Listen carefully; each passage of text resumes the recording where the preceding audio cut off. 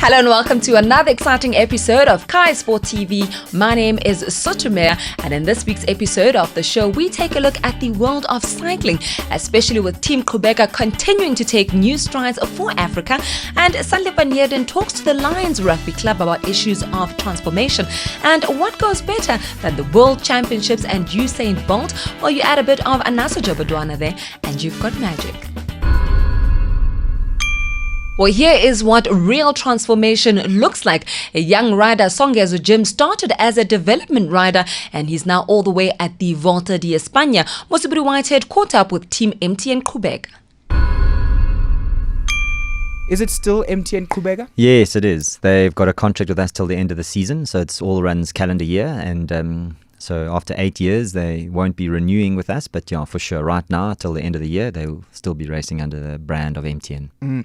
What was it like with Team MTN Qhubheka at the Tour de France for the first time? I mean, it was fantastic. You know, it was a dream come true just being there, and then when the team started to perform well right from the first stage, and then Daniel Teklahama not being in the King of the Mountains jersey for 4 days, it was incredible. I mean, the amount of media attention, the amount of interest, you know, the amount of people that watched it on TV and sent us messages, it was just incredible. I mean, we were growing our social media following thousands every day, and it was incredible. And to be there and to see the interest in this African in this African team and the African project was just unbelievable. It just shows that African cycling is meant to be in the world of cycling and at that level. And it was pretty impressive to see the riders perform so well, and it just shows that they have the talent and the ability to be at the best in cycling. And another thing that was unbelievable, I think no one expected the fact that you guys could even win a stage, and Steve Cummins did it. Yeah, no, that was incredible. And on, Mandela's birthday, on Mandiba Day, which is just...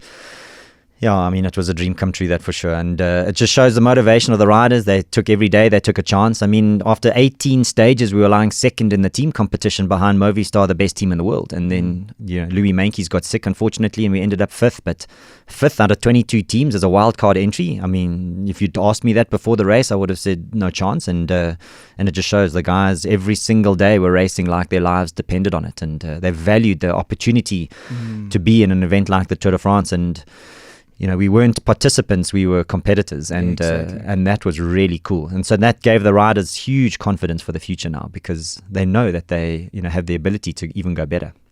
Tell us about, I mean, for me, it's remarkable because MTN Qhubheka hasn't been around for that long, if you actually think about it. Yeah. It's not a team that's been around for 20 years.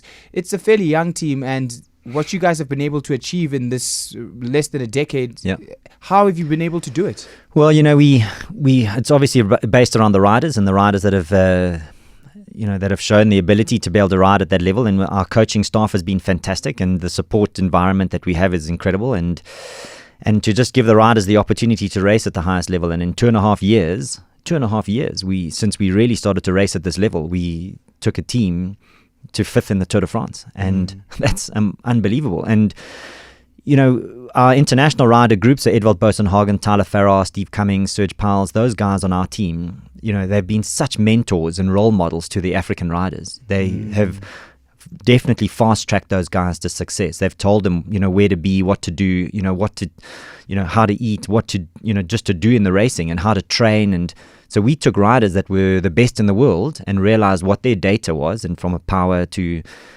to recovery, to everything, and then we looked at what our African riders were and where they were and then we just built that bridge for them, and the guys could see it. And so the international rider group that we have in our team is amazing. But now we go to the Tour of Spain. Yes, and Songezo Jim will be hoping to benefit from that same experience. Absolutely, and I mean, we're going to the Tour of Spain with 7 riders from Africa, and 5 from South Africa, and then just 2 international riders, 1 Italian and one British rider, Steve Cummings, who's stage winner at the Tour de France, will be riding the Tour of Spain as well. But it just shows how, the amazing opportunities we're giving to African riders, and let's hope that the Tour of Spain is as successful for us as the Tour de France was. The interesting thing for me, so we saw what happened in the Tour de France. You've got the Vuelta coming up, but what you've been able to achieve in just a short period of time with a sport in South Africa that's not one of the big 3, how were you able initially to attract the kind of funding that was necessary to go into big time cycling? Because we know it to be an extremely expensive sport.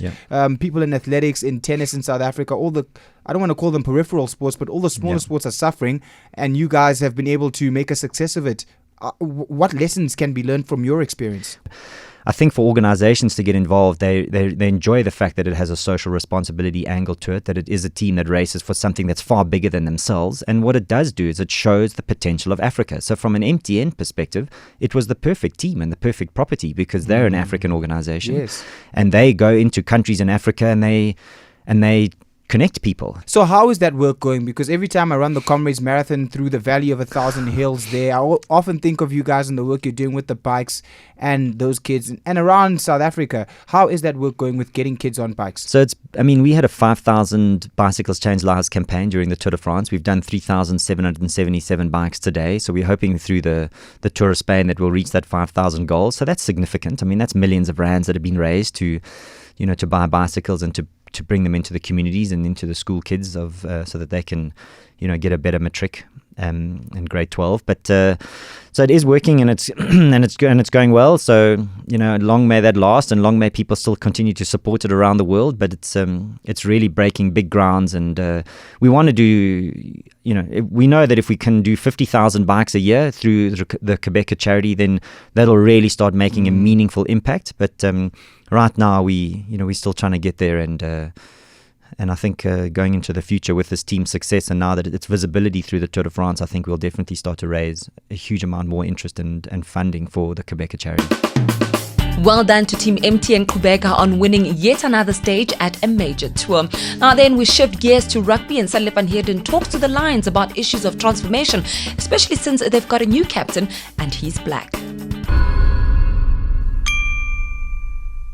The Springboks and transformation are two words that have become synonymous with one another of late, and both made an appearance in the Currie Cup this week. Some of the Boks who didn't make the final 31 World Cup squad returned to their unions for their domestic competition. Lions captain Warren Whiteley pulled up with a calf strain an hour into Thursday morning's training at Ellis Park. His setback opened the door for Howard Mnisi to captain the team in the absence of Yaku Kriel as well. Mnisi joins an elite group of black players that get to wear the proverbial armband in rugby. Obviously, I need to ask this question. Transformation. Big talk at the moment in rugby. Unfortunately, something we're going to have to all live with. Do you feel any pressure now that you're captain, black captain of the Lions? Is there any sort of pressure associated with that, or you just don't even think about it? No, I think it would be unwise of me to put unnecessary pressure on myself. I just got appointed now as captain. Obviously, with transformation and all the talks happening outside, I can't be focusing on those things. I just need to make sure that I do my job, I help the team, I lead the team well and just perform and just make sure that my performance is on par. So yeah, that's the only thing on my mind at the moment. Apart from having a black captain, the Lions will also have 4 players of colour in their starting 15 for round 5. Coach Johan Ackerman added that no one in his squad was a quota player and that all earned their place in the team. Well, I can honestly say, the players is chosen on merit, and I'm glad to say that because, the guys have worked hard where they are, and a guy like Fabian has grabbed this opportunity, with open hands, and he showed us now in every game that he played his full potential. Now that we've started working with him as a senior player, and Howard has been immense since he joined the Lions, and the fact that I made him captain is definitely not for any other reason that because of the way he's playing, the way he's leading, and also if I look at my team that I'm putting on the field this week, he's probably the only player that I know can say with confidence that is an 80-minute player, and that was quite important for me, that to have my captain on the field for 80 minutes and also know the plays, know the patterns, and lead by example by the way he's playing. So obviously we want to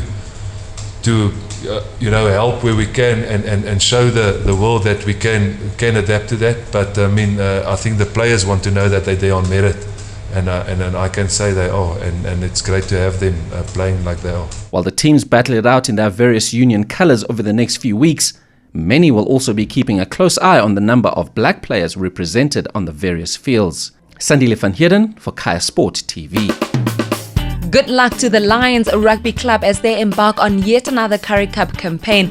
Now then, Nike ran a fantastic campaign during the IAAF World Championships. It was called #Africa So Fast, and it really has paid dividends, with Kenya topping the medals table.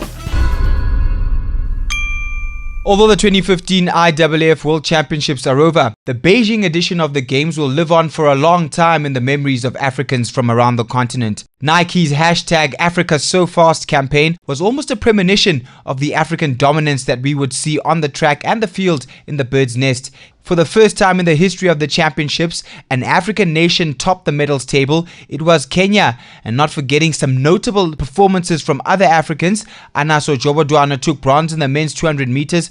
Wade van Niekerk won the men's 400 meters in a new African record, which was the 4th fastest time in history. Don't forget the clean sweep in the 3,000 meter steeplechase for men by the Kenyans, and another Kenyan won the 400 meter hurdles. An unbelievable performance. Africa indeed is so fast. And ordinary runners like you and I had a chance to prove that when Nike gave us the opportunity to go up against the world as the global Nike running community tried to run their fastest mile. Nike's Sureshka Naidu explains. You know, I think you remember when we launched the Nike running races a couple of years ago. Definitely created a running revolution in the country where younger runners have come out competing in 10-kilometer races. And then last year we partnered with Soweto Marathon. Some of those runners going on to run their first 21Ks or running even better 21Ks, breaking their personal best. So this is another opportunity for them and for us as a brand to keep inspiring them to run faster, to run better, preparing them for race season. I couldn't let that opportunity pass me by, and I gave it a try, finishing my mile in a shade outside 5 minutes and 40 seconds. Not bad for an elder statesman. #AfricaSoFast. Mosibodi Whitehead, Kaya Sport TV. Well, that is all we have for you in this week's episode of Kaya Sport TV. We're back again next week, and of course we'll be talking Kaya 67-kilometer relay. Until then, it's goodbye.